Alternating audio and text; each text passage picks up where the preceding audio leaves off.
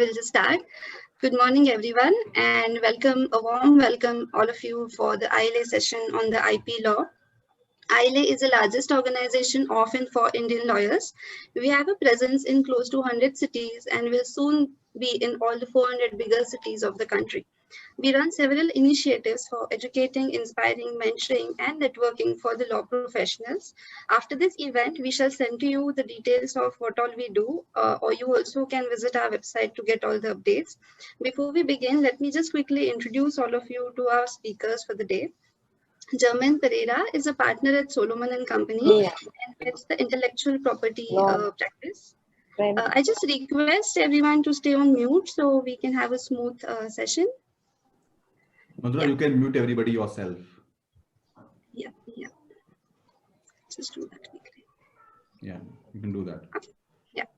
So Germain's experience extends from the prosecution, maintenance, and exploitation of patents, trademark, domain names, copyrights, design rights to their protection in worldwide competition and against infringement thereof. Prior to working with Solomon and Company, Germain was an independent consultant with the IIT Bombay. Then we have Amit Kaushal, who is a founding partner of Photon Legal. Amit is an ingenious intellectual property lawyer with a laser-sharp focus on the strategic and business-related aspects of the IP. He has more than 13 years of experience in handling IP functions and believes in delivering stellar results to seize on opportunities using IP for his clients. Amit is the president of ILA chapter in Pune. We have Ayush Modi, who is partner of IC Universal Legal and who works the Ahmedabad office of ICUL. Ayush handles various IP activities, including filing applications, registration, and prosecution. He handles various civil litigation cases before the Honorable High Court of Gujarat. During his time in the US, Ayush worked as a legal consultant of the Chugh firm. Ayush is also the president of ILA chapter in Ahmedabad.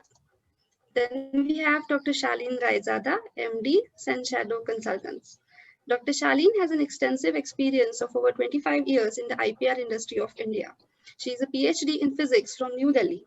She has set up IP departments in various industries like Samtel Group of Companies and Sun Pharma and looked after the IPR of all the group companies.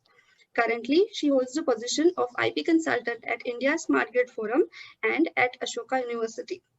She is also a senior advisor at Khurana & Khurana. We then have Isha Sharma, founder, Trayambak. She holds BTech, MTech, LLB, PG diploma in IPR. Isha is on a mission to help innovators, founders, startups, and corporates to protect and safeguard their IPR. She closely works with legal heads of corporates, chartered accountants, and founders of various industries to help in patent and trademark registration process. The session today will be moderated by Mr. Navneet Chugh, Managing Partner and Founder of Chugh LLP.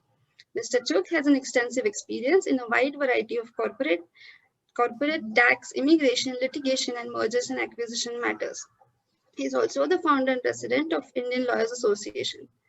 Once again, welcome everyone, all the panelists and the speakers and the participants. Sir, Navneet sir, over to you. Thank you. Thank you, Madhura. Thank you for doing such a great job with Indian Lawyers Association. It's a big mission we have with lots of work ahead. We started 3 years ago in January of 2018. And our goal is to be having a chapter in all of the top 400 cities of India. There's 400 cities in India with a population of over 1 lakh. And we want to be in all 400. And we'll get there slowly. It's a 2, 3, 5, 10, 20, 30, 40-year mission, but we will not stop till we have a chapter in all 100 cities. And so if you have friends or if you would like to be a president of a new chapter in your city, if there's no chapter, then please approach us. If your city has a chapter, then we have vacancies on the board. Every chapter has 16 board members. And all chapters have current vacancies, so we'll be very happy to put you on the board. The qualification, why I'm inviting all of you to be on the board, the qualification is that if you attend a ILA meeting, then you're smart enough to be on the board of ILA. Because there's 1.3 million lawyers in India, and you were smart enough to, on a Saturday morning, after breakfast, join us for some intellectual conversation. I hope you are doing well from a health point of view, and your families as well, and staying away from the virus. And if you or your family contacted it, then I hope the virus is leaving your family soon and you're on the way out and to full and a speedy recovery. So thank you for joining us. We're going to have a great conversation about trademarks, copyright, patents, intellectual property in India, intellectual property around the world. How does the Indian IP compare with the foreign IP? And if you go abroad, what happens to your IP? And if a foreign company comes to India, what happens to their IP? There's 5 wonderful panelists we have. We gave them some idea of some questions we might ask. And generally my habit, if I moderate a session, is that I throw the questions that I sent to them and ask them new questions, because they told us they're very smart, so we invited them. So let's find out how smart they are and see where we go. Now, let's see if one of the speakers hangs up and leaves us and like, oh, I don't want to participate. But anyways, thank you for joining us.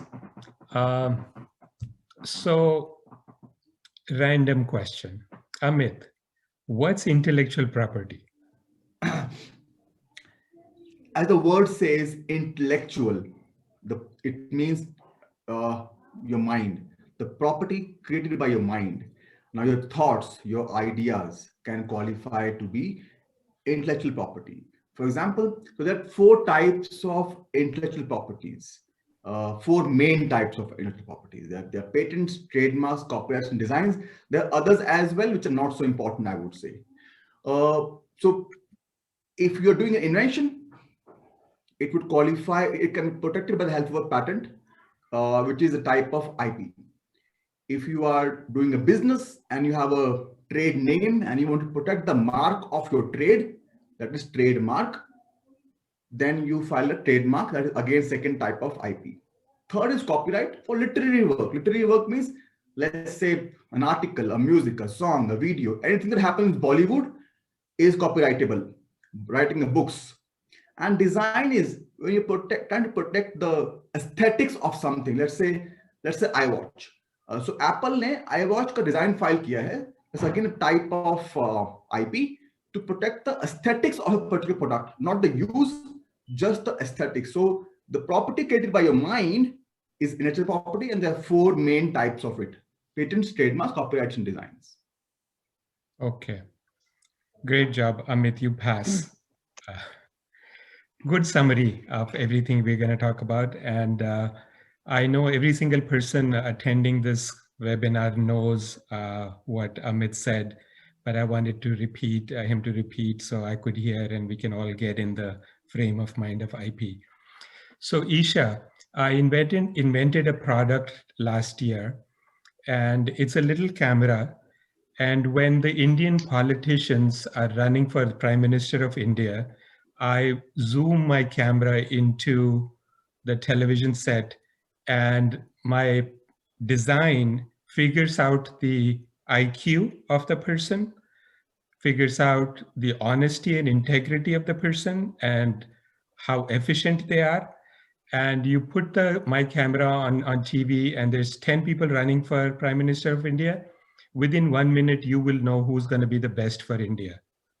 Can I patent this, and what do I have to do? Right.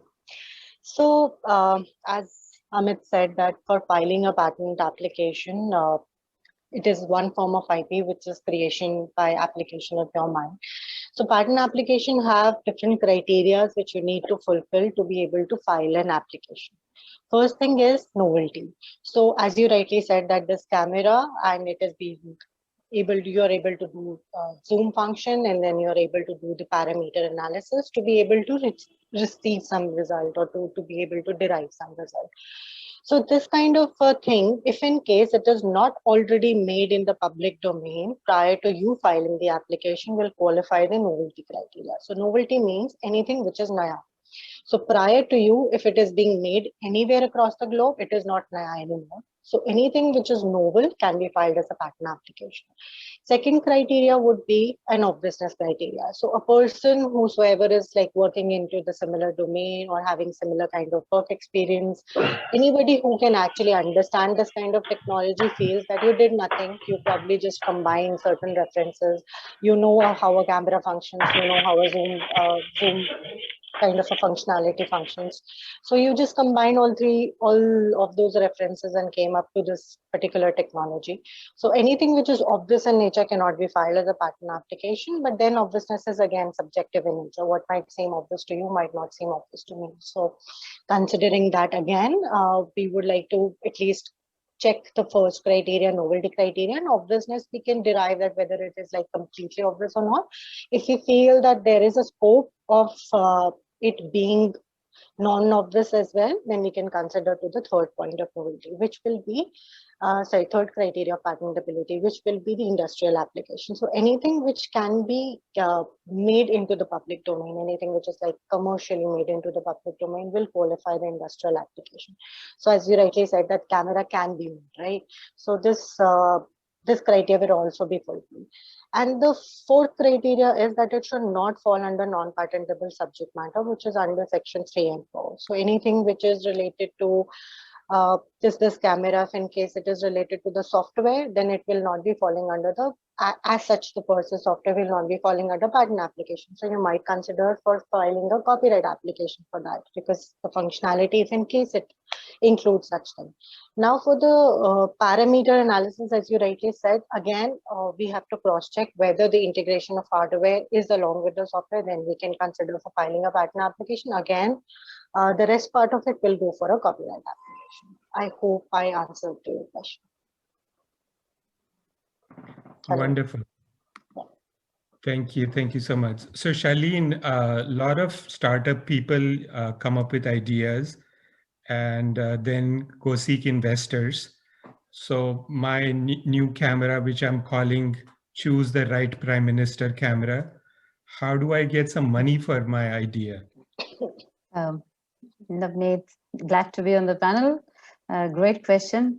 Investors nowadays are looking for an intellectual property right at the beginning. I'm sure all of you have seen Shark Tank at some time or the other. And it's interesting that anyone who gets close to even getting some kind of a funding, one of the very basic questions that the investors ask the startups which are presenting their ideas is, do you have a patent on this technology? Do you have a trademark on this technology? You know, so I would suggest that the first thing you do is file a patent on your technology, which is Choose the Prime Minister. If the technology is not completely developed, it would be a good idea to file a provisional application on it. If your entire software is already developed and the code is written and beta runs are done, in that case, it's better to go in for a complete patent. Let me tell you, if you do file a patent and you have a patent number to show to your investors, the valuation can go up almost 4 times.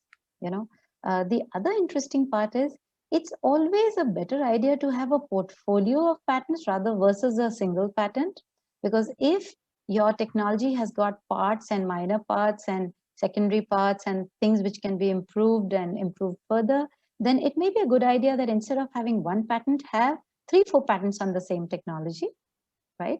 And then this whole bundle of technologies can be presented to the investors as saying, look, here is my entry barrier for my business, which is a great way to present in front of the investors. They want their attention is there only for the first 9 seconds, as was told to me by some big investors over the world.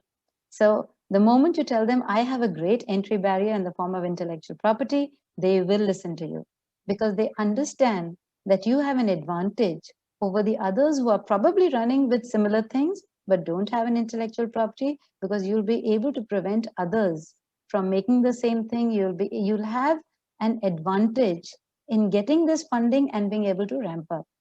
The other thing with investors is that in addition to just the patent, it may be a good idea to have a nice jazzy name for it. I love the name that you put, which is Choose the Prime Minister. Why don't you trademark it? It's a nice name to go for the product, right? And considering it is a software, like Isha said, it's a copyright, right? Please go ahead and file a copyright for it. Now, when you go to the investors and say, I have 4 patents on the technology, I have the name which has been trademarked, right, in the name of my startup, and I have the copyright certificate here for my software, they are going to take you much more seriously rather than a startup going to them and saying, look, I have a technology, choose my prime minister, but, you know, would you like to fund me? So please do consider this. Thank you. Great suggestion, Shaleen. So Amit, I had a little bit of money, and so to make my Choose Your Prime Minister camera, and as much of a joke as this is, I am pretty sure that 100, 200 years from now, the entire world is not going to put up with choosing leaders, presidents, and prime ministers who are not effective. You know what happened in the United States 4 years ago, and we somehow survived. So with all this AI and technology, the world has to become a better place. So we'll obviously need to come up with technology to choose a good leader. So I had a bit of money, and to make the camera, I sent the idea and money to Timbuktu, and they changed their zip code and phone numbers and not returning my call. And now I don't have any money left. Can I just patent the idea without making the camera? So that's a superb question, Navneet. I think there's one misconception that everybody has, not just the people, but even the IP professionals. You do not need to work the invention in order to file a patent. You can file an idea for a software which is not built yet if you know how it's going to work. So in other words, if you know the how part of the idea, the what part, the 2 parts of any invention, the what part, what you're going to do, and the how you're going to do it. If you know the how part, you need not write the code. You need not implement anything. You can file a patent for just for the features. A lot of big companies. I was in Motorola in Chicago for almost 4-5 years. So in Motorola, a lot of features which were coming in the phone, they would patent the features first, and the features may or may not come in the phone. So I was in the Moto Razr team, and they're working on the battery life. Moto Razr's battery sucked. So they're working a lot of inventions, a lot of software modifications, which they knew can improve the battery life. But those features never became part of the phone because they perhaps were infeasible, expensive, whatsoever. So that is first. So you can definitely do that. You can patent an idea if you know the how part. Secondly is, we have been doing IP last 15 years, and we never advise our clients to file a copyright for a software patent application. The reason is this: never do that. The reason is, if you, let's say, are doing a software in Java and you're taking the entire code and filing copyright for it, somebody can do the code in C++ or Python, and that person will not infringe your copyright. So copyright is of no use as far as software is concerned. And more secondly, the copyright CD goes to the copyright office. Now this can be leaked. This is basically giving the entire code to somebody. You would never want to give the entire code to anybody. So because code is the most important thing into any software. So software must always be patent protected, never copyrighted. But having said that, there are 2 kinds of softwares. One is patentable, one is not patentable. So patentable software is called software program, and non-patentable is called software program per se. So, but that's a different discussion. We will talk about some other day. But this is what you should be doing. Okay, wonderful. That's great. Lots of people probably give up on their patents because they feel they have to make it. And if we can just patent the idea, that's just superb good news. So Jermaine, there's 211 countries in the planet. 75 of them have a democracy and hold elections. So I want to sell my camera to the rest of the developed world, the rest of the democratic world. And do I just have to go to Amit and get my IP done in India? What about the other 75 countries? What am I going to do there? So you ask me? Okay, Jermaine. As Jermaine. Okay. Hi. So yes, of course, what IP is all about, like Amit and Isha explained, IP is territorial. So if you have, if you have filed a patent for, the software or the features of your camera, or if you've trademarked the name of your camera and you've applied for an application in India, it will not accord global protection automatically, because IP rights per se, that is trademark, patent, copyright, design, plant varieties, these are all territorial rights. So in order to protect this, across the globe, you would need to file applications in every country in which you would want to commercialize your camera, and also use, this camera to create business and, seek protection. Now, how is that done? What we typically advise our clients is that you should file this in your home country, say, for example, in India or in the US, and every part of the IP, for example, if it's a trademark, you could go to the International Bureau. India has opened up and in order to give protection to various IPs across the globe, has signed multiple treaties. So we have been a part of the Madrid Protocol, wherein once you file your application in India or in any of your home country, you could actually get protection in over 106 countries through the protocol. Of course, you have to make an application through the International Bureau and then apply in every country that you seek protection. You don't need to go to all the 106 countries, just the ones you want to commercialize or protect your camera. So that's for trademark. Again, for patent, there is something called as the Patent Cooperation Treaty, where India has also been a signatory. You can actually file an international patent and claim your priority, the date of priority that you've actually filed in your home country.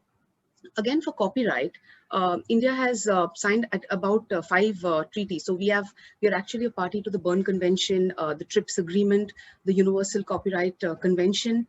So it is necessary that you go to every country and, not obviously go to every country, but we've got one window applications through which you can apply across the globe. But it is necessary that you do that. Just by filing in one country, you're not going to get global protection. Okay, great. So Ayush, what do I do with the name? Choose the right prime minister? Do I start a company with that name? Do I first trademark it? What do I do? So India, there are different authorities for entity registration and IP registration. As far as the entity is concerned, if you intend to form a limited liability partnership or a private limited company, an application for the name will have to be filed with the registrar of companies, and they will scrutinize it and consider it. And then if they think it is not infringing or not similar to any other prior filed name of the entity, they might grant you the name. So you'll have the entity registered by that name. As far as the brand is concerned, you may register it as a trademark. The first thing will have to be done is to identify the right class in which cameras fall under. Once you identify that, an application can be filed. However, before filing the application, there are 2 things that I would recommend doing. One, the applicant may do a market search and see if somebody is already using a name which is identical or deceptively similar to that name for the same category. If that is clear, they can approach an expert, a lawyer or a CS or a CA who can help them with the trademark application. And they will do a search on the IP registry's website and see if the same name or a name similar to that is already applied for or not in the relevant class. If not, an application for registration of the trademark can also be filed. Therefore, an entity name can also be protected and the brand name can also be protected. However, it is also important to consider whether the name that you're thinking of, whether it is distinct enough or not. So you may not have a name which is similar to your name prior filed, but it may lack distinctiveness, and therefore the registry may also reject the registration of the name, not because of a prior filed similar mark, but because the name in itself lacks distinctiveness. So Ayush, in your practice, when people come to you and say, hey, trademark this name, in your practice, how many times, what percentage of the time the name's already gone, taken? Depends which industry it is. Pharma industry, I would say over 75% of the names are already taken, which the clients first come up with. Therefore, we always tell the clients, please come up with at least 3 to 5 different options, so that if you don't get the first one, we can look for the second, third, fourth, fifth accordingly.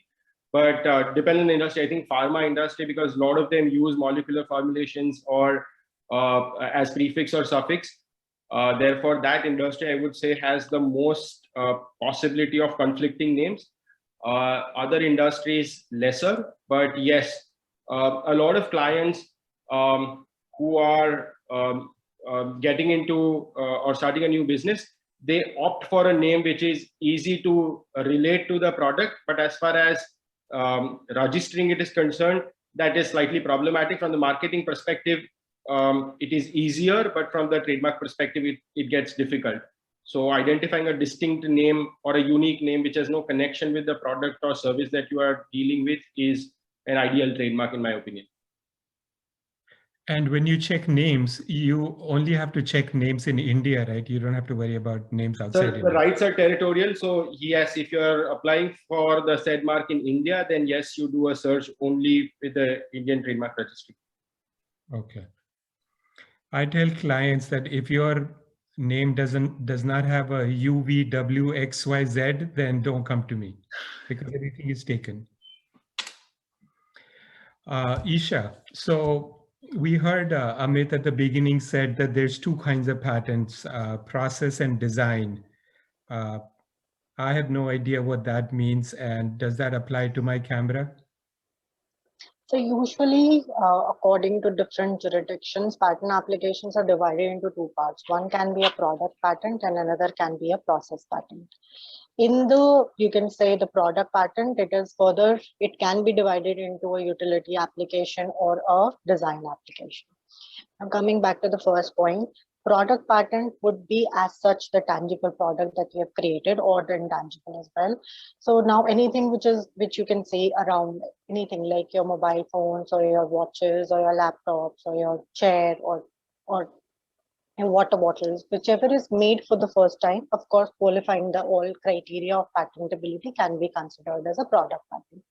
Now, product patents are, you can say, a broad form of protection, and it is very difficult to reverse engineer it. So it is difficult to get, but then once you get a product patent, you are in more or less very, very, I would say, safeguarded. Now, when it comes to the process patent, it is more talking about the methodology that is being followed, the steps that are being followed. Now, the process patent applications are little weak in comparison to the product patents, but then it is a different form of protection anyways.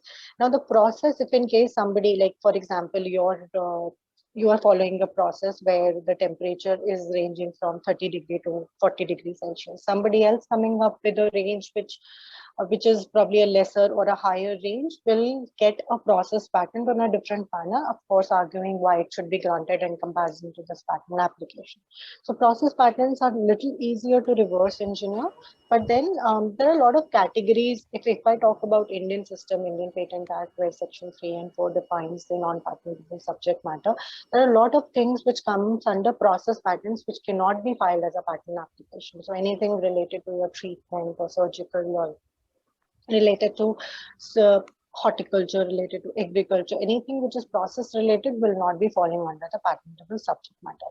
Now, the criteria of filing a utility application and a design application is altogether different. Whenever you have a technology in nature, now the technology part, if in case it is having some kind of functional aspect to it, will be falling under a patent subject matter, whereas the aesthetic part of it will be falling under the design patent criteria. So if I take an example of, say, your mobile phone or your smartwatches, the technology by which it runs can be considered for filing a patent application and a copyright application, depending on the subject matter which is being under consideration.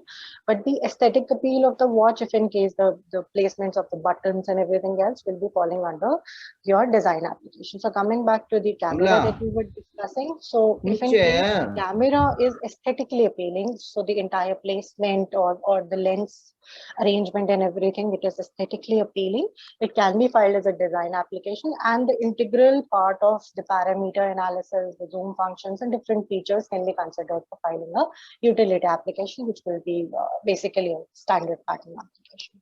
In India, we have an industrial design, so we don't have a design patent as such. It is basically a different name given to this category, so we can file a design application. Wonderful. Thank you so much, Isha. So, Shaleen, I'm told my camera to patent, it's going to take a very long time. Give me some secrets where I can hasten the process and get it quickly. Okay.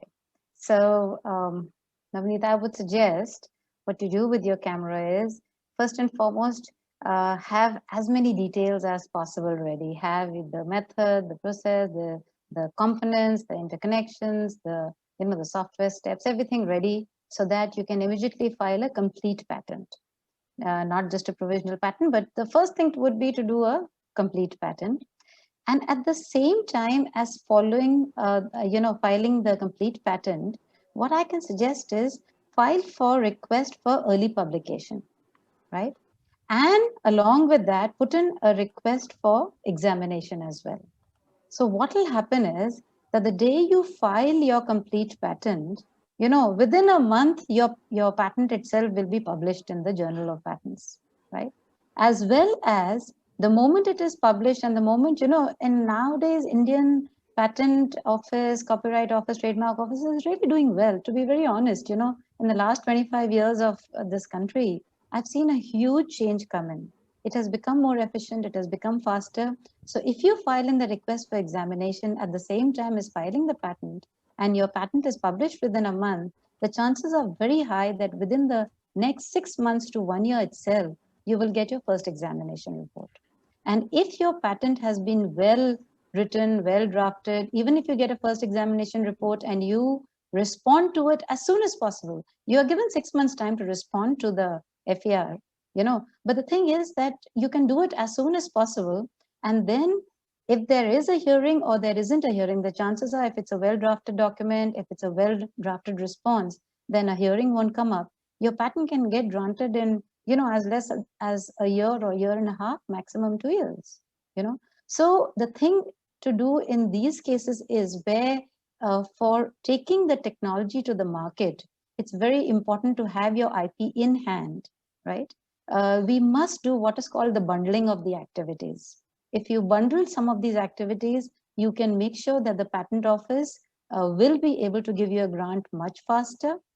The other thing, being India, a little bit of chase up, a little bit of reminders, a little bit of following up with the patent office would get your patent very fast, Navneet. So I would suggest that to most of the people that, just make sure it's no longer those days in 95 when I had joined this particular field, where in order to take out a patent document, I once went to the Karol Bagh office and I was told there was a huge corridor, and there were documents all lying on the floor. And I was told, whichever document you want, just pull it out. So I was in PhD times at that time. And I went and I sat down and I looked for the documents and took them out, but from there to saying that now we have everything in cabinets, which you can turn, to now, 2021, where everything is computerized. If I want anything, if I want to access anything, I can do it, right? So I do think we've come a long way. I have a lot of faith in the Indian government and the Indian system, right? And I do believe that IP is going to be a winner for all as far as India is concerned very soon. So go ahead, patent your camera very fast. All right, Shaleen. You guys are giving me good news, except for Amit is not giving me good news. I asked Amit, what are you going to charge me to do this patent? And he said 2 lakh rupees. And so Amit, first of all, that's too much money. And why can't I do it myself? Why do I need you? All right. So, you know what? When you fall sick, Navneet, sometimes we try to do homemade remedies, right? And then the problem increases. Do you want to do that? Do you want to go to a doctor? So it's always best to best to go to an expert because I'll tell you what's simple, right? I mean, you have spent so much time and effort and money to invent something. A lot has already spent your entire business, your next 20 years, suppose you're doing in that business, you're going to be working and making money with that piece of invention. Now, why are you so miserly that you can't use an expert for protecting it properly? I tell you why. I mean, consider that this is a bad invention. Okay, consider it a bad invention. Suppose, let's say Navneet's example. Navneet is a bad example, as you all can hear. Now, but a good patent attorney can turn the bad invention into a fabulous $1 million invention. Similarly, a superb invention and a bad patent attorney can kill your invention by using the wrong words in the patent. one wrong word, to emphasize this, one wrong word in the claims, in the patents can kill your invention. One wrong word in the entire patent. So now imagine, do you really want to do it yourself and use many wrong words and kill the entire invention? So don't do that. My request to you would be, go to somebody who's expert into this, who will help you get the right patent, the right words, because the words are the ammunitions. The words are the main things in the patent. One wrong one, patent is killed, invention is killed. Don't do that. Out of 2 lakh rupees that you want, how much is government fees? Depends. Depends who you are. If you're an individual, your government fees is about 14,000 rupees, which includes your filing fees, your examination fees, your early publications fees, your early examinations fees. So all of these fees put together is about 14,000 rupees for, and you will not have to pay any government fees. So your patent is put for examination, it's early publication, early examination, everything being put, everything is being done. If you are a large company, then it can be about 6 to 7 times, about 14,000 to 6 to 7 times. If you're a startup, it is again about 15,000 rupees for early publication, early examination, filing fees, all of those fees. But depending upon who you are, your government fees is being determined. Okay, great. So Jermaine, Amit conned me into giving him money and let him do the work for me, and which I guess turned out to be okay because I got my patent in India. But now I want to go to US and England and Germany and France and Japan, the top 10 GDP countries in the world, so I can earn in dollars and pounds. Do I have to find another Amit in these countries, or the India patent is good enough? So you would actually have to find, a local law firm in that particular country. And the reason being, because of course, Amit has drafted the primary or, the actual application, maybe the provisional, and, you've actually got you've got priority. Now, what happens is when you file through an international bureau, it goes to the respective patent office. So for example, in the US, and there will be certain prosecution, like there will be, there could be an examination report that is called for. So you may not know how to reply to those, responses. So it is important for you to have a local attorney there, of course, with Amit being on the ground, because he's aware of the entire invention, and he's actually been the smart lawyer who's converted something which would be obviously not patentable into something which is going to actually hit the big market. So it is important that you have a local attorney as well. Okay. And what about the world patent? Jermaine, should I file a world patent? Of course, again, as I said, it is territorial, right? So you will get the protection in every country that you file it. And the application has to be made in each office. So there's nothing called as a global patent that you get, because if you're applying for a patent in the US and not necessarily in the European Patent Office, you'll be protected in the US, and you need to apply to the European Patent Office in order to seek protection and enforceability there. So there's nothing typically called as a world patent. Okay. We'll get there one day. Thank you for posting your questions. I encourage all of you to post your questions. We will have a lot of time at the end to answer all your questions. And let me see, alphabetical. Ayush, can I request you to take care of the questions and see who's asking what, and if the question is good or not good, you decide and pick any of the panelists to answer. And towards the end, we'll do what happens in Indian television. We'll fight a little. So you'll ask Shaleen a question, and then you'll ask Amit to disagree with her and scream louder than her. We'll do Indian television at the end. Done deal. So people don't feel like, oh, this is a civil crowd. Lawyers are supposed to be aggressive and unreasonable. Unable to scream. Okay. We may just have a very... When Amit is screaming at you, all your screaming will come out, Shaleen. All right, Amit, I give in. Ayush, let me ask you questions that I'm not supposed to ask anyone. One thing I've noticed about lawyers in India, as compared to lawyers in other countries, lawyers in India don't like talking about money. all of a sudden, when I say, what do you charge? How much money you make and what is somebody doing from a money point of view, all of a sudden the doors close, and I don't know why. In other countries, you can ask your potential son-in-law, hey, what's your salary, as the third question.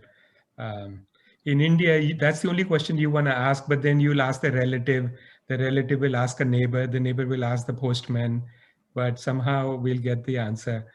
But Ayush, Yeah. so imagine nobody's listening, it's just you and me, and you're kind of drunk. Okay. So who's making money in India? Lawyers' point of view. Which field of law are people making money?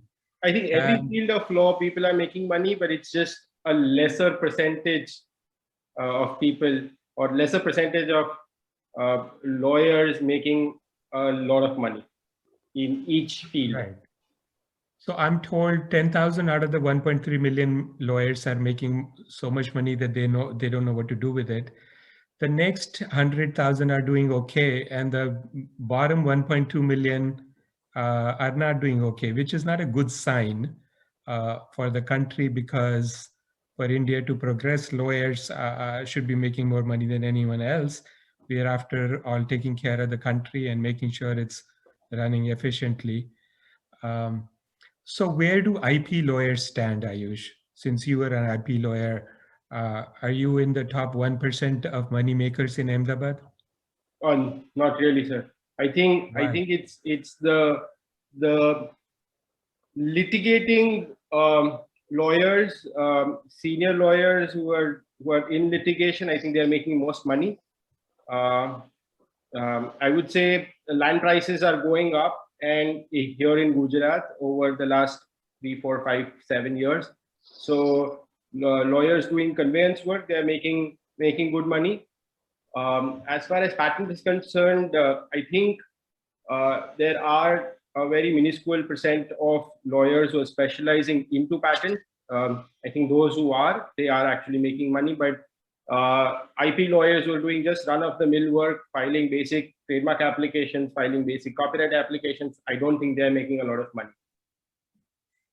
I see. Okay. So if you had to start your life again, what area of law would you choose, Ayush? Funds practice, I think. Okay. The grass is always greener on the other side, Ayush. I agree. Navneet, you want me to answer that question a bit? Of course, Amit. See, I'll tell you, Navneet, money is a byproduct of you doing good things. Okay, that's one. In any goddamn area, only the top in the food chain make more money, whether it's law or engineering or science or arts. The top 1%, the top 0.5% make most money. Let's understand that. It's not just lawyers, firstly. Now, if you now come to IP area of the law, if I would consider IP as the most lucrative in terms of money, I'll tell you why. Today, my clients are from the US, Europe mainly, and about 30% in India. So my majority of clients are in US and Europe. So I'm able to draft patent application for a US client, for a European client. Now, whereas a real estate lawyer in India who might be doing good, he will not be able to do a European case sitting in India. So for IP, the world is your goddamn market, and you definitely have a lot more potential than any other goddamn lawyer in India. The potential is huge because your clients can be anywhere. You can work for them sitting in India. So if you're sitting smart, in Pune, sitting in Pune, you can file US patents. Oh yes, you can draft US patent applications and give it to a US patent lawyer who would review the patent application and draft in the US. I file in the US. So drafting पूरी India में करते हैं, searching पूरी India में होती है, और 90% all heavy lifting is in India. And the ultimate review and filing is done by US patent lawyer because we are not qualified to sign a US patent application. That's it. Wonderful. Okay, that's a new twist. Do a legal process outsourcing. Every lawyer in attendance today, half of your practice should be earning your revenue in dollars, right? Yes, that would make sense. Earn in dollars, spend rupees. Perfect world. Yeah. So Isha, so I got my patent. from Amit, and Jermaine helped me get my patent in Europe. And now I found somebody who wants to buy my camera for $1 million. But they've sent Right. me a long list of IP due diligence before they'll write me a check. What is that? And what should I do with this list? Sure. Last answer to your question. First, let me add some points to what Amit said. So most of the, you can say, IP work is being outsourced to India because IP professionals sitting in India are more qualified enough to be able to search and draft application. So as he rightly said, that the searches and drafting is pretty much standard when it comes to across the globe with few differences.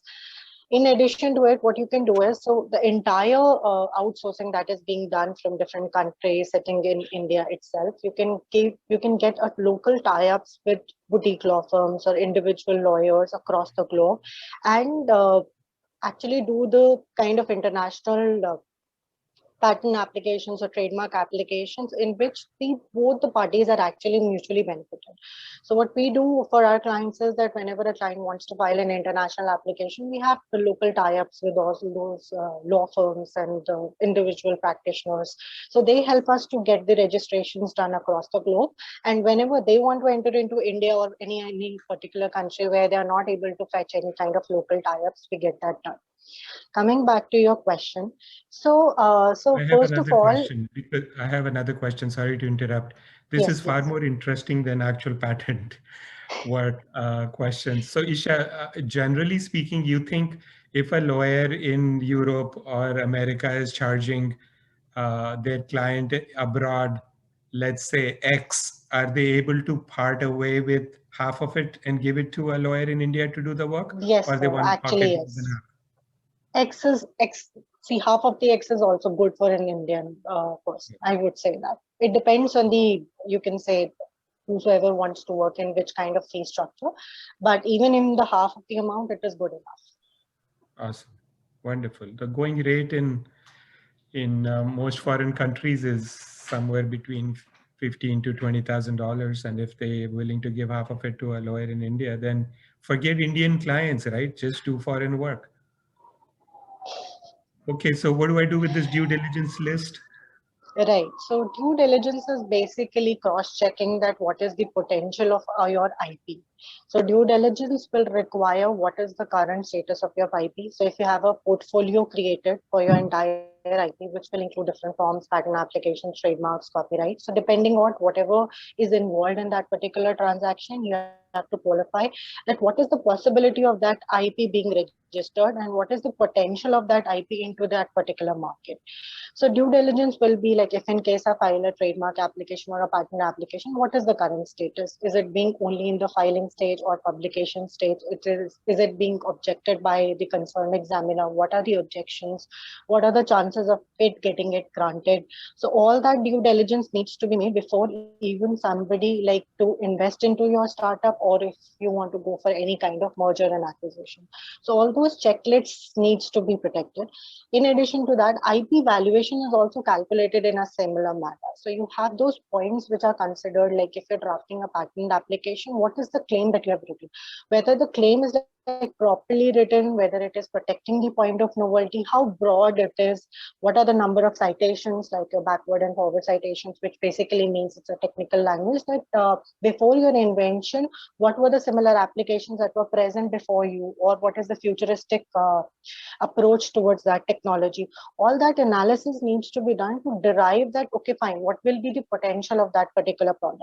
Once you have that IP due diligence being done, then it is having a very higher probability of it being presented to the investors, and people would like to fund in a lot of money. So that's how the due diligence is being made, because only filing an application or any form of IP will not be useful for you. Most of the applications that are being filed by startups or individual inventors or even corporates, to be very honest, are just for the sake of filing. So they are presenting it as a marketing tool. But when the exact due diligence is being done, that is when you derive the potential and the quality of that IP application. And if you have the registration, nothing like it, then what is the time period for which it is being granted, whether the fees is being paid or not, whether the forms were correct or not, all that needs to be presented in our IP due diligence report. Wonderful. Thank you, Isha. That helps a lot. A lot of money to be made from creating IP and then selling it as part of a M&A transaction. Shaleen, you've been doing IP work for a very long time. You've met all kinds of people and worked with the entire world.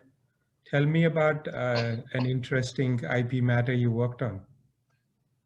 Oh, I must, one of the original things, very early on in my career, I was working with this company called Samtel Group of Companies.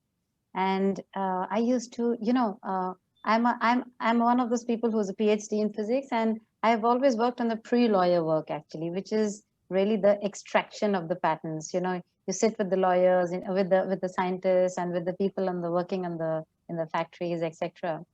And it was very interesting. We used to make television sets in Samtel, and we were making already 32 inches. And then we got this one big order of, millions and millions of pieces, which were just 14 inches for, I think, some defense application or something like that. Now, actually, the whole company decided to invest into a second line of manufacturing, right? Just because they felt that they had to go and, put up a second line for the smaller size of all the of the whole screen and everything to be made. Now at this point of time, there was a UTI I passed. I don't know, there's this class 10th passed degree of people in India. I think it's called the ITI or something like that, where they just get the basics of science and things like that. And these are the type of people whom you'll find are working in these manufacturing lines actually. They're the ones who are working on each parts of the operations. And one of them gave a very interesting idea. He said, Saab, ye hum aisa nahi kare ki we take 2 frames, let's put 1 frame inside the other, right? When we want to manufacture a 32 inch, right? Let's screw out the inner frame so that the size is maximum, right? And then run that along the whole manufacturing line. And when we want to manufacture a 14-inch television, all we need to do is, screw in the 2 diagonal screws, and the inner frame will just go inside, Now, Navneet, can you imagine what a brilliant suggestion this was, and how much money we saved for the company, And the interesting part is the MD would just refuse to accept that this might actually be a patentable idea, But the thing is, the interesting part is that the moment it was put into a kind of a process parameter for being able to manufacture 2 different sizes of televisions from the same manufacturing line, and the cost saving and everything, it became a beautifully patentable idea. But the interesting part about India is it's this lot which comes up with these phenomenal ideas. They are under huge pressure from the managing directors and chairmen. Solve this problem, save me money, do it fast, and they come up with these brilliant ideas, and they themselves don't know that this can actually become an intellectual property for the company. It's value for the company, it's value for the individual, and these are the things which really make my life successful. When I see things like this, I say it's worth it being in this whole area of IP. To an extent, my attitude is that, money will come on its own. Don't worry too much about it. Money has its own way of coming. Just get focused on what you want to do. But the brilliant part of intellectual property has always been this keen merge of idea, innovation, invention, and then the lawyers pitch in with their, legal stuff and make it all so interesting and fascinating. And ultimately what you get is something which came out of your mind and you have a legal right on it. It's your property. It's like having a house or having a car. So I love the extraction part. And I can actually go on and on. So I will not go on to a second story. I'll just stay with this. Thank you so much. All right. Thank you. We'll have another session. There's 1.3 million lawyers in India. Even if we do this every day, we will not cover 1% of the population in 20 years. So Amit, let's talk about lawyers. Tell me the number 1, number 2, number 3 mistake IP lawyers are making in what they're doing in the entire country. What are they doing wrong? in guiding, advising clients? What are they doing wrong in filling up the applications, following up when the challenge happens, responding to it? Are they taking more money, less money? Are they cheating people? And what are clients doing wrong? Are they trying to cheat lawyers by saying it's their invention and it's neighbor's invention? Are they copying other people's products? What do you do when they find out? And tell me, the reason I want to know is that if everybody knows about what all that's wrong that's happening, then solutions happen. So let's start with lawyers. What are lawyers doing wrong? So just like in any profession, Navneet, I think there are some good professionals, some bad ones. Whether it is Bollywood or art or science or law. Okay. So therefore, of course, just like there are bad real estate lawyers, there are good real estate lawyers. There are bad IP lawyers, there are good IP lawyers. Now, IP is fairly new if you look at compare it to real estate or other kind of laws. It basically became hot in about last 10-15 years, about 10 years or so. Now, in IP, the most important IP is, let's say, according to me, is your patent, is your invention. And then second most important would be, let's say, your trademark, your brand identity, your name. For example, let's say if I call myself Navneet Chugh, you will be offended. How can you call yourself Navneet Chugh? Are you Navneet Chugh? So you must protect your identity through a trademark. A lot of lawyers, so first of all, patents can only be practiced by lawyers who have science background. A lot of lawyers in India are claiming to be patent lawyers and do not have a science degree. Uska karan kya hai? If I do not have a science degree, I will not be able to understand the person's invention. If I'm not able to understand his or her invention, how will I draft the patent application? Because patent application is nothing but a document. It's a techno-legal document in which I explain somebody's invention. For example, let me take this example of this fork here. Suppose somebody invented this fork. Now, if somebody invented this fork, I have to explain this fork in the patent application, that this fork has a body, it has a plastic handle, it has about 4 spokes. So this is how you will explain the invention in the patent application, which is basically a techno-legal document. If I'm not a science background person, I will not be able to understand the invention. So first of all, if you're having an invention, do not go to a lawyer for patent if he does not have a science degree first. So question. Yeah. Don't these lawyers have to register with the patent office and show that they have a science degree before they can send in petitions? It's a superb question. Namni, so Indian Patent Office is giving a patent agent certificate only to those people who have qualified as patent agents. And I can appear for a patent agent exam only if I have a science degree, a science graduation degree. So since I was an engineer before lawyer, I could appear for the exam, clear the exam, become a patent agent, and now I'm a qualified person to, let's say, draft and sign a patent application in India. So not all lawyers. So initially, about 20 years back, any lawyer could have become a patent agent. But about a decade, about 15 years back, they put a barrier. Only science background lawyers or science folks can appear for patent agent exams. Even a non-lawyer can become a patent agent if he or she has a science degree. I see. Okay. And in the profession, I tell you, Ramani, fortunately, we were fortunate enough to being trained in US in Motorola and learning patent drafting from US patent lawyers.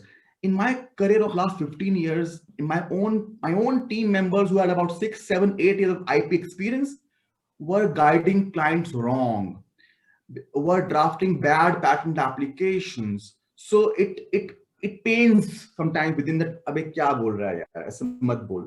So because that's like any other field, people don't read, people don't get the knowledge, get the learning, and they start guiding before they themselves are being trained. So you have to have knowledge, you have to learn, you have to keep learning. So one important thing Warren Buffett said that the more you learn, the more you earn. And if you break the word learning, it's L plus earning. So learning is L plus earning. So you have to keep learning before you advise somebody, because it is somebody else's invention. You can't just play with it. You can't just half-baked with a half-baked knowledge you can advise somebody. That's not advisable. That's not good in any goddamn field. Yeah. Thank you so much, Amit. Jermaine, let's see. How old are you, Jermaine? Sorry, forget that question. I won't ask you that. So since you became a copyright lawyer, an IP lawyer, in the next 2 minutes, tell me everything you know about copyright. About copyright? Yes. Okay. So copyright is, I mean, of course, if you're the original owner of work, you could claim a copyright application. I mean, the copyright actually vests in you from the time you draw a sketch or the time you write an article. And of course, being the owner doesn't mean that you can actually claim ownership. Because, for example, if I'm working, like I'm a partner in a law firm, and all the documents that I draft, being a partner, and obviously having a partnership agreement with my firm, the work will rest with the firm. So it is important to understand if there is a contract superseding the writing or the drafting that you're doing. So that's, do I still have time? And if I write a song, Mera Camera Bada Pyara, is that copyrightable? Songs are patented or trademarked or copyrighted? Okay. So of course, if you write a song, you could actually copyright probably the lyrics, because that could probably form part of a copyright. But just the idea of having a song like this is not something that could be copyrighted. Okay. And the software that goes inside of making the camera work, that software is trademarked or copyrighted or patented? None. Because like, Amit said, many people advise that, you can actually copyright your software. But if you remember at the beginning of the conversation, Amit actually gave reasons as to why he wouldn't, typically go for a copyright over the software, even though people do that. Of course, then again, for the software in the patents, as Isha said, it would fall under the objections of, the 3D, that is just part of the section which prohibits or doesn't allow patentability. Again, like Microsoft, why is Microsoft copyrighted the word software? So obviously, if they've copyrighted the word software, it is typically not allowed actually, because software per se is just a name, right? So you can't really copyright a name. But their products, I see a lot of software products you buy, the shrink wrap software, it says copyrighted. So of course, it is not that you, when you copyright a software, it is obviously something that you're actually going to be, the format of the, the entire, the manual, the way the process is actually gone, you have to have a stepwise process, and that is something that you can definitely copyright. Okay. But per se, just a name or a title is something that you can't go ahead and copyright. Okay. It's amazing for this little camera. We have to do trademark, we have to do copyright, we have to copyright the music maybe, we have to patent it, we have to patent it in other countries. Like, I need so many IP lawyers for just this one camera. It's amazing. Ayush, instead of me asking you a question, since it's your turn, yes, sir. Let me hand over the Q&A session to you. Sure, right sir. On the mark, we finish on time. And now, you guys can hang around as long as you want. We'll hopefully do this in 10-15 minutes, and the audience can hang around as much as long as they want. If you want to ask a question, we prefer you turn your video on, and Madhura will unmute you. And in the meanwhile, we have a lot of questions. So Ayush, all yours. Sir, there are two questions which are directed to you. One says that, you said that lawyers in India are not very keen on sharing their earnings or fee structure. So there is someone asking you, how much will you charge for an IP registration in the US? Well, I used to charge 20,000, but now that Amit is willing to do it cheap for me, I can do it cheap in the US too.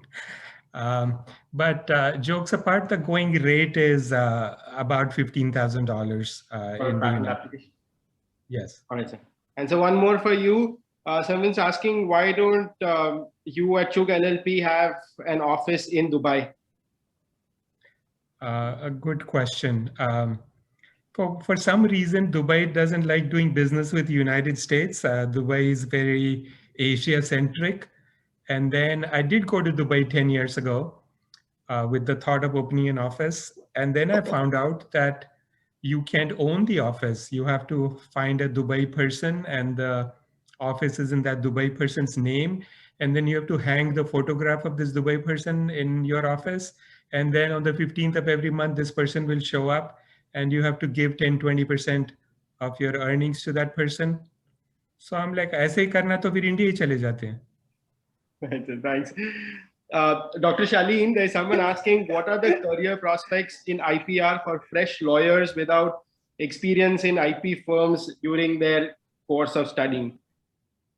I would say the career prospects are really good, but like Amit said, the science background is very important. So it's essential that, although I believe that a lot of the IP lawyers who practice just copyright and trademark don't necessarily need to have a science background, but in order to be able to do anything related to patents, at least a graduate degree in science is very important. The career prospects are great. There is a huge big area, to be very frank, which is way beyond just drafting and searching, which is there as a green field right now. And all that will have to ultimately be supplied from India or countries like this. So I would really say that, folks, this is the time to do it. Go ahead, enter this field, train well for it.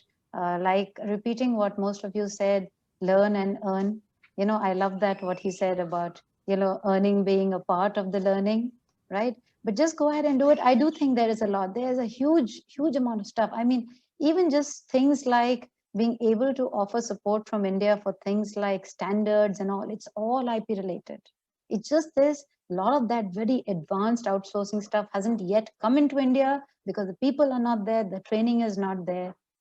I've been asked on so many numerous occasions from European countries and from others that is this part, and I've always unfortunately had to say, look, we do not yet have the people who will be able to handle this work. But yes, next 10 years, people like Navneet coming into it and saying, yes, we need to spearhead this thing. I would say it's a great opportunity and a great career to be in. Thank you. Thank you, Dr. Shaleen. Isha, there's a question which says, what do you mean by patents have a term of 20 years?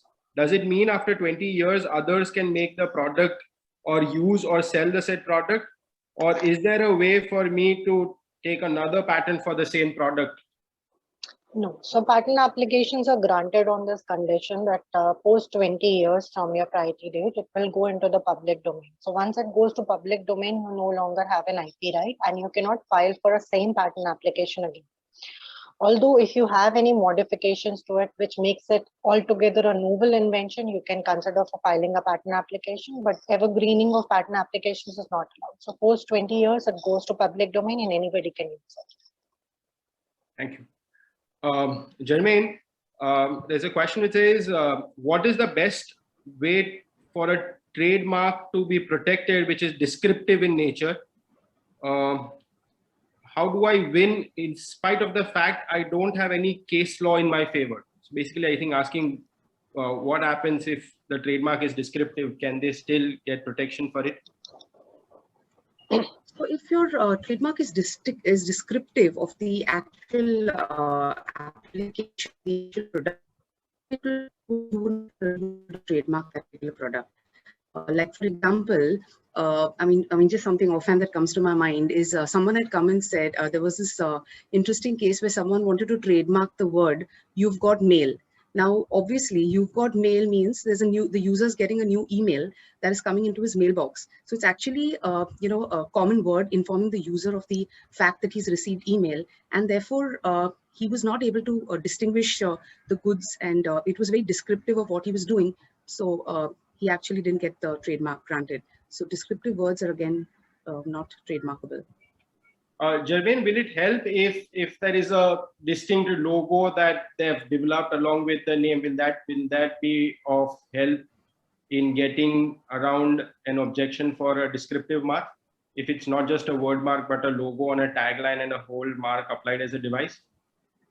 So you have to look at it as a whole, because if you're having just a name, I mean, of course, if you're having a logo and if you're going to be designing it in such a way that it is actually going to give you that distinctive element, then you could actually probably, have a trademark. I was very happy when Amit said, you need to go to the right lawyer, because sometimes there are words which are very apparent or very descriptive or very generic. But if you're actually, going to be having it in a form where you could, make the logo look so distinctive, you could actually get, a trademark out of it. But again, having said that, words which are probably customary or like a name which is a common language, like, Singh. There are a lot of Mr. Singhs around. So you cannot have a name, you cannot have a trademark over the word Singh, because you can't really claim, that individual ownership over that mark. Again, you have color, like for example, Cadbury. If I show you purple, you link it to Cadbury. But of course, the very color purple cannot be trademarked, and you cannot claim individual ownership over that mark. Thank you. Amit, there's a question on what grounds can opposition be made under different IPR rules? Oppositions of what? Patents? Unfortunately, that is not clarified. Probably you can take up patent and trademark as samples and share your views. So suppose Mr. Chugh has filed this patent application for this camera, okay, and so his patent applications, one is published, then Ayush, let's say you can file the opposition for his patent under several grounds. It's called pre-grant opposition. Before the patent is granted, you're opposing his patent. And suppose, let's say, Mr. Chugh's patent for this camera is accepted. Even the patent is accepted, guys, you can still get the patent cancelled or patent revoked by filing a post-grant opposition or a revocation petition. So just to make it simple, Hindi में बोले तो patent grant हो गया मतलब ये नहीं कि भगवान मिल गया. Patent granted patents can also be cancelled, can also be revoked.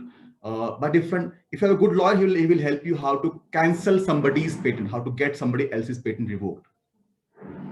Same way, trademark can also be revoked or cancelled by following a process that is being laid out in the trademark process. Fair enough. Fair enough. Anyone who can answer this, what is the best way to learn procedures for IP registration for advocates already practicing individually? There are a lot of courses on WIPO. Do those courses, you will get a basic idea of IP. And a lot of courses available online on Coursera, on Udemy, on different platforms. Read blogs, read the manuals, read the acts. You will understand a lot from these places. These are the IP, Patent Act, Trademark Act. Thank you, Amit. Anybody would want to add anything to what we've already discussed, to the answers that have been given? Jermaine, probably if you can add on opposition for trademarks, like Amit shared for patents, if you can add something on trademarks. So, of course, what happens is, in terms of opposition for trademarks, now, if you filed a trademark, and of course, you have, for opposition, you need to wait for a period of publication. So what happens is, when you file the application, then you have an examination report which may or may not be issued. Once you cross the examination stage, you have a window period of 4 months where anybody is you can have third-party oppositions. Now, what happens is, in this opposition is, you can actually cite reasons as to why you think the trademark should not be granted, or you could, for example, what comes to my mind is, this very interesting case of Live 52. I don't know if you Live 52 is actually a medicine for liver. So there was this one, the applicant who had actually got a registration for the trademark Live.52, and there was this other company who was trying to have a trademark called Live-T50, Live-T. Now, what happens is, in these cases, is if at all you want to claim ownership of the word live, of course, in this case, live means liver, and obviously it had a different implication, and the outcome of the judgment was different.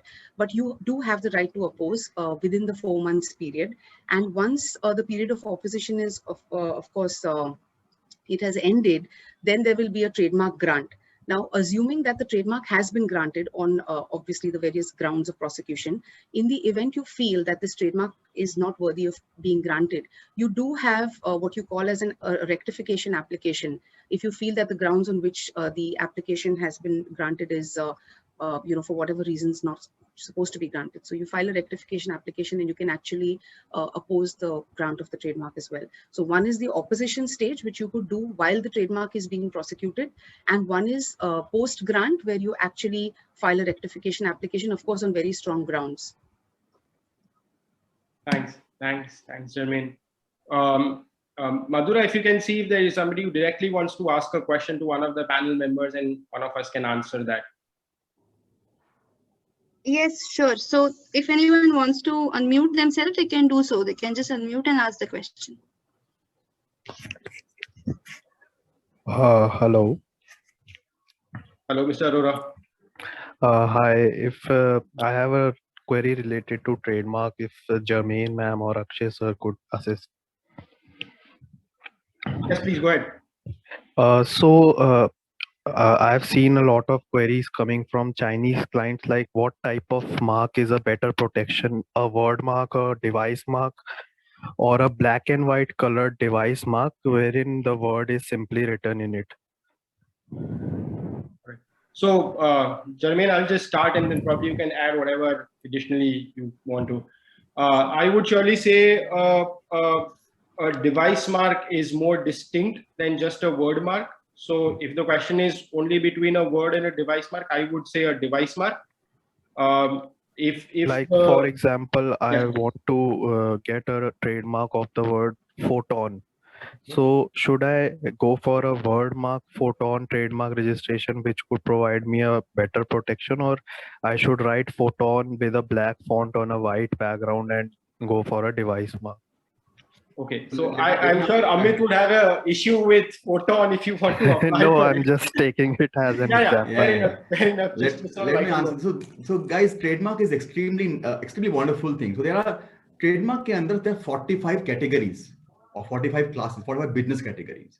So first of all, you have to determine in what business you want to get into. Okay.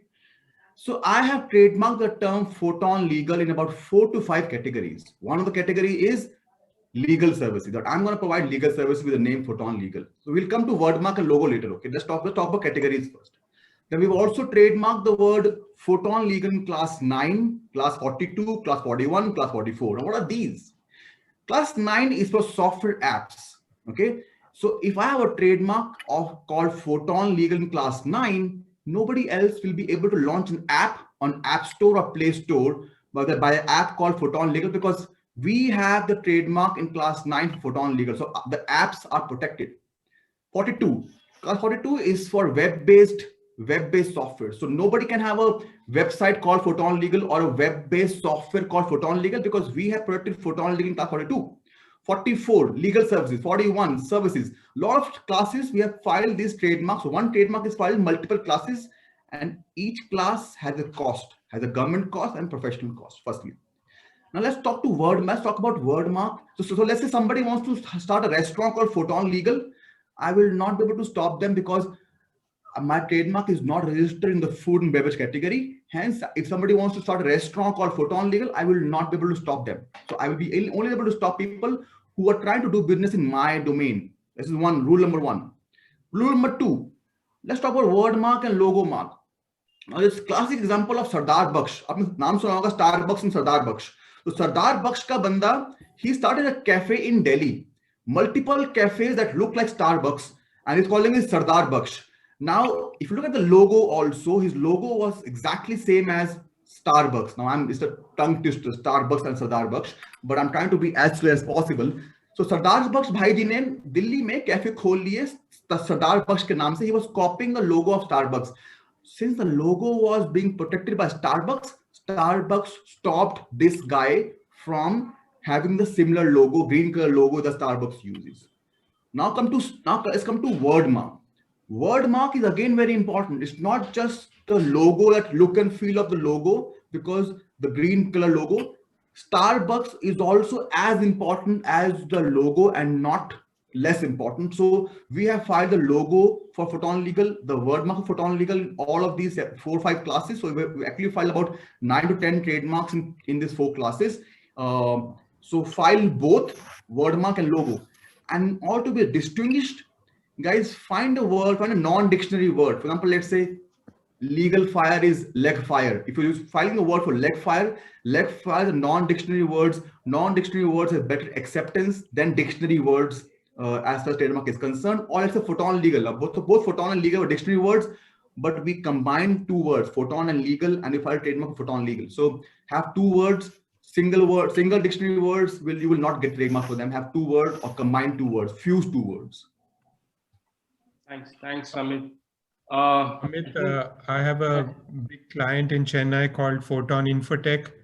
So they saw this webinar and they sent me a text saying, please ask Amit to change his name. Started 10 years before you. I will change, ask him to give me $5 million.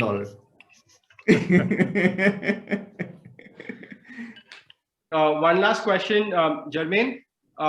There's a question which says, what happens if I write a book out of compilations and my commentary on the same? Is it qualified for copyright?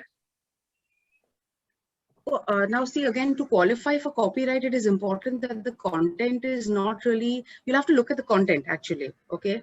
Because of course, a book would come under, one form of copyright protection, but you need to ensure that there is no infringing material or there is no material in there which is actually going to be, obscene, and so you actually have to look at what your commentary is. And if you feel that it is not infringing, then you certainly could go ahead and file a copyright application. Because the Copyright Act also talks about copyrights which could not be granted. So it is very important that you ensure that you have done your checks and balances before really applying. Thank you. Madhura, do we have anybody else who would like to directly ask a question? Yeah, hi. My question is to Amit. This is with respect to patent, typically in a patent application, we do normally a prior art search, especially with the keywords, how it is important in terms of those keywords, because there's a possibility that I have the same keywords which are already, applied for patent and already has a registration. Does that mean that I will not get a patent application registered for myself? Are you a patent professional, Abha? I am not a patent IP certified patent lawyer, but a lot of my clients have these queries because it's not gone through because of the keywords.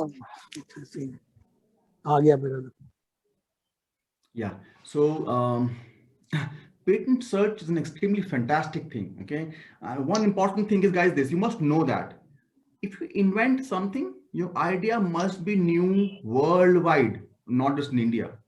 That's a rule for patent. Your idea must be new worldwide. For trademark, if filing a trademark, your trademark has to be new only in India. Second rule. Third is copyright. It does not have a jurisdiction. Copyright is a worldwide copyright. Copyright does not. If you have to take copyright in India, it's valid worldwide. So first of all, these 3 things are very important to know. So if you invent, let's say, this pen,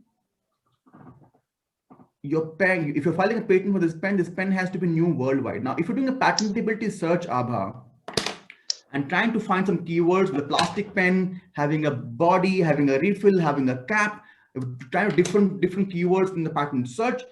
And if, let's say, already a patent for a pen is existing in the US, you will not be able to have a patent registered in India for the pen, because pen आपने नहीं बनाया है, आपसे पहले pen US में बन चुका है, patent हो चुका है, so you will not be able to get the patent for the pen in India. So when you do a search, sometimes it's a possibility, depending upon what key strings you use, what Boolean operators you use, how you put the key strings together, the US patent of the pen might come in your search or might not come in your search, depending upon what key strings you use and what's your experience on search, what's your strategy on search. The US patent of pen might or might not come in your search. So in order to do a deep search, you have to use the right operators, right combinations of keywords, so as to dig out the right patent that you want to search for. Even in case of the process application? Yes. in a process patent application, because there could be some, 100%. for example, there could be a various medical processes, or a manufacturing processes to arrive at the same product, but the manufacturing processes are different, but sometimes the key as you said, technical terms are same. So does that still apply that, if the keywords are same, we will still not get the process application registered?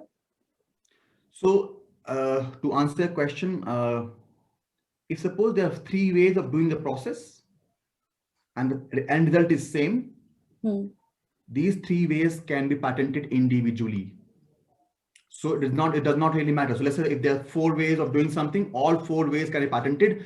If all 4 ways are different, if all 4 ways are new and non-obvious, all 4 ways can be patented, even though the end result is same. The process of reaching the end result can be patented. The process has to be new and non-obvious. Understood. Okay. Thanks for your time, Amit. You're welcome.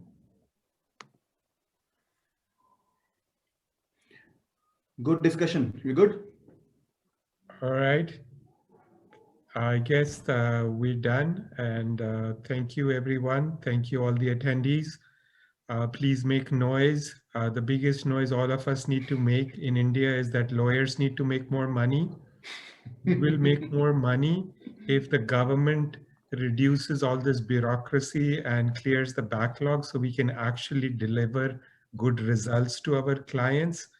For India to become a first world nation, 1 out of 6 people of humanity lives in India, 1/6 of the world's population, and we deserve better. We can't be number 130, number 140, number 150 of 211 countries in everything in the world. Last week, we got downgraded in freedom, and we're now 142nd country in the world in freedom. We're now called a partially free country because of what's happening with journalists in India. So we need to stand in the front. And Jane Fonda always says that live your life in revolution. We need to live our life in revolution so that 1/6 of humanity is not 70, 80, 100, 120 of. Even we in happiness, we are 135th in the world. And we're supposed to be the happiest people in the world. Sab kuch chalta hai, right? What happened to happiness? I don't understand. Anyways, we'll do another session on happiness one day. Thank you all. Thank you, panelists. Ayush, Shaleen, Charmaine, Thank you so much. Isha. Wonderful job. One of the best panels ILA has ever done. Thank you, Madhura, for putting the event together. And thank you all for joining us. Please take care of yourself. Stay healthy. Don't go out too much. Stay out of trouble. This too shall pass. We shall overcome this. Thank you so much. God bless. Thank you, guys. Thank you, everyone. Thank you. Take care. Thank you, sir. Weekend. Thank you. Thank you so Thanks. much. Bye-bye. Thanks. Bye. Bye.